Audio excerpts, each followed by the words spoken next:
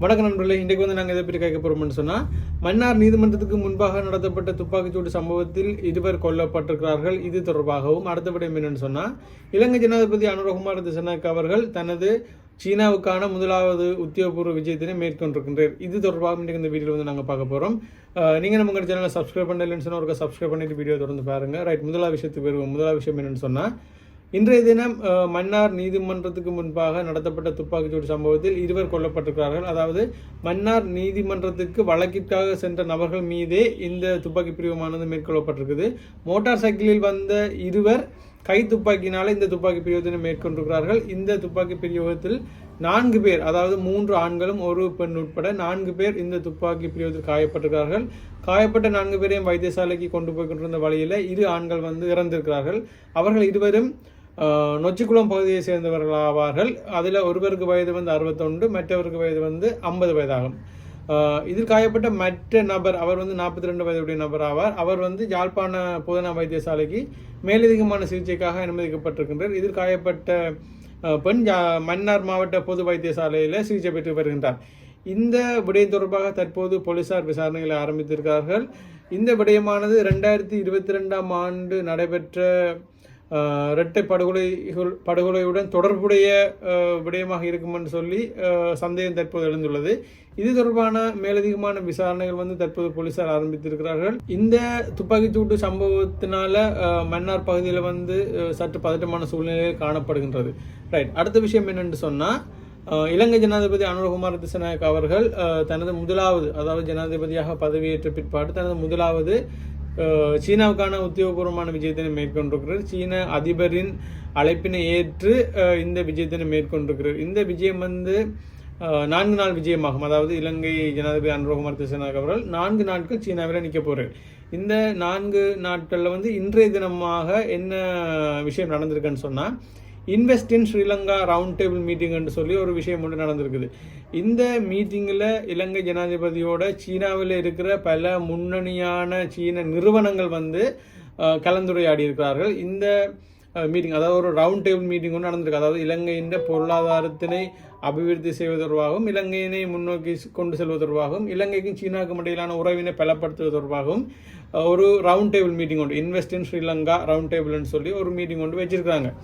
இந்த மீட்டிங்கில் இலங்கை ஜனாதிபதியோட வெளிவிவகார, வெளிநாட்டு வேலைவாய்ப்பு மற்றும் சுற்றுலாத்துறை அமைச்சர் விஜித ஹேரத்தும், போக்குவரத்து நெடுஞ்சாலைகள், துறைமுகங்கள் மற்றும் சிவில் சமூக சேவைகள் அமைச்சர் விமல் ரத்நாயக் அவர்கள் 2 பேருமே ஜனாதிபதியோடு சேர்ந்து பங்கு பெற்றிருக்கிறார்கள். இந்த கலந்துரையாடல், இந்த ரவுண்ட் டேபிள் மீட்டிங்கில் இலங்கையை நவீன விவசாயப்படுத்துவது தொடர்பாகவும், டிஜிட்டலைஸ் பண்ணுவது தொடர்பாகவும், இலங்கையின் பொருளாதாரம் மற்றும் கடல்சார் பொருளாதாரத்தின் அபிவிருத்தி தொடர்பாகவும் நிறைய விஷயங்களை கலந்துரையாடி இருக்கிறார்கள். எங்களுக்கு தெரியும், இலங்கை ஜனாதிபதி அனுரகுமார திசாநாயக்க அவர்கள் ஜனாதிபதியாக பதவியேற்ற பிற்பாடு தனது முதலாவது விஜயத்தினை சீனாவுக்கு போகிறா, இந்தியாவுக்கு போகிறான்னு சொல்லி எதிர்பார்த்து கொண்டிருந்த டைமில் ஜனாதிபதி அவர்கள் டெல்லிக்கு தான் போயிருந்தார். அதாவது இந்தியாவுக்கு தான் போயிருந்தார். இந்தியாவின் அழைப்பினை இந்தியா தான் முதலாவதாக அழைச்சிருந்தார்கள். அந்த அழைப்பினை ஏற்றுக்கொண்டு இலங்கை ஜனாதிபதி அவர்கள் இந்தியாவுக்கு தனது முதலாவது விஜயத்தினை மேற்கொண்டிருந்தார்.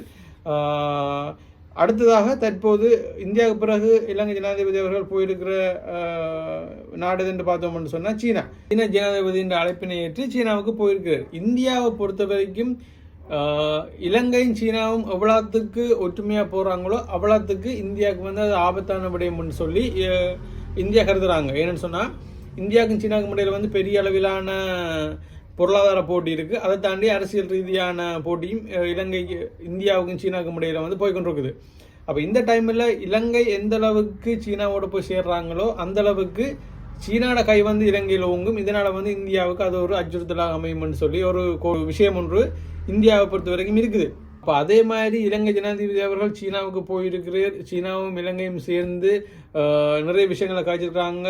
சீனாவில் இருக்கிற நிறைய நிறுவனங்கள் இந்த ரவுண்ட் டேபிள் மீட்டிங்கில் கலந்துருக்கிறாங்க. இதில் இலங்கையை நவீன விவசாயப்படுத்துறது தொடர்பாகவும், இலங்கையை டிஜிட்டலைஸ் பண்ணுறது தொடர்பாகவும், இலங்கையின் முக்கியமாக கடல்சார் பொருளாதாரத்தின் அபிவிருத்தி செய்வது தொடர்பாகவும் நிறைய விஷயங்கள். சீனாவை பொறுத்த வரைக்கும் சீனா தன்னுடைய பவரை தன்னுடைய ஆதிக்கத்தை இந்து சமுத்திரத்தில் கூடுதலாக கவனம் செலுத்துகிறாங்க. அதாவது இந்து சமுத்திரத்தில் தன்னுடைய பவரை வந்து தன்னுடைய ஆதிக்கத்தினை செலுத்துறதுல வந்து கூடுதலாக கவனம் செலுத்துறாங்க. சீனாவில் வந்து நிறைய விஷயங்களை வந்து நவீனமயப்படுத்திட்டாங்க. அதே மாதிரி இந்தியாவிலேயும் நிறைய விஷயங்களை வந்து நவீனமயப்படுத்திருக்காங்க. ஆனால் இப்போ ஸ்ரீலங்காவில் வந்து இப்போ ஆரம்ப கட்டத்துக்கு நாங்கள் வந்திருக்கோம். அதாவது டிஜிட்டலைஸ் பண்ணுறது தொடர்பாக ஆரம்ப கட்டத்துக்கு நாங்கள் வந்திருக்கிறோம். அப்போ இந்த ஆரம்ப கட்டத்தில் எந்த நாடு வந்து எங்களுடைய இந்த முன்னேற்றத்துக்கு வந்து பெரிய பங்களிப்பு செலுத்த போகிறாங்கன்றதை பொறுத்து அந்த நாட்டோட கை வந்து எங்களோட கண்ட்ரியில் வந்து ஓங்குறதுக்கு வாய்ப்பு இருக்குது. அந்த நாட்டோட செல்வாக்கு வந்து எங்களோட நாட்டில் வந்து பெரிய அளவில் இருக்க போகுது. உதாரணத்துக்கு இந்தியாவோட செல்வாக்கு பெரிய அளவிலாக இருக்குமா இருந்தால் அது சீனாவுக்கு அச்சுறுத்தலாக அமையும். சீனாவோட செல்வாக்கு பெரிய அளவிலாக இருக்குமா இருந்தால் அது இந்தியாவுக்கு அச்சுறுத்தலாக அமையும். ஆனால் இலங்கையை பொறுத்த வரைக்கும் எங்களுக்கு சீனாவும் வேணும், இந்தியாவும் வேணும். ரெண்டு நாடோட உதவியுமே எங்களுக்கு வேணும். ஏன்னு சொன்னால் ரெண்டு நாடுமே வந்து எங்களுக்கு முக்கியமாக இருக்கும். ஒன்று வந்து இந்தியா பக்கத்தில் இருக்குது. இந்தியா தான் இலங்கையின் அரசியல் ரீதியான நிறைய செல்வாக்குகளை செலுத்துகிற ஒரு முக்கியமான நாடாகும். அதே மாதிரி சீனாவை எடுத்துக்கொண்டோம்னு சொன்னால் எங்களுக்கு தெரியும், இதுக்கு முதல்ல இருந்த அரசாங்கத்தில் நிறைய விஷயங்கள் நடந்திருக்கு. அதாவது சீனாவோட கை எந்த அளவுக்கு ஓங்கி இருந்தேன்னு சொல்லி எங்களுக்கு தெரியும். அப்போ அதே மாதிரி சீனாவோட பொருளாதார உதவியும் வந்து இலங்கைக்கு ஒரு முக்கியமான ஒரு விஷயமாகும்.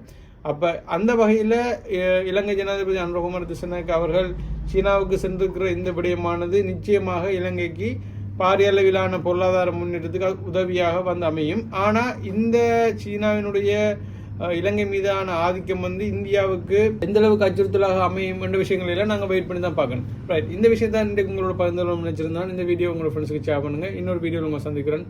நன்றி.